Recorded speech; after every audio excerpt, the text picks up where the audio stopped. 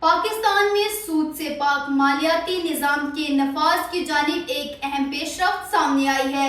وفاقی حکومت نے اسلامی مالیاتی نظام کی مرحلہ وار منتقلی کے لیے جامع روڈ میپ جاری کر دیا ہے۔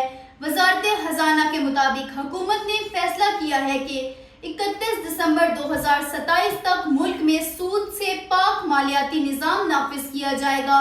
اس مقصد کے لیے حکومت، اسٹیٹ بینک آف پاکستان اور securities and exchange commission of Pakistan مشترکہ طور پر کام کریں گے۔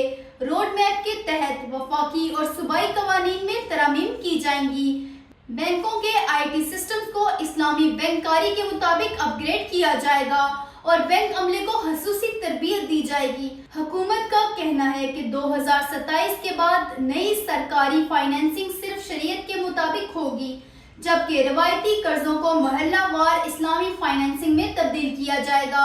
اس مقصد کے لیے سکوک کا باقاعدہ اجرا بھی کیا جائے گا۔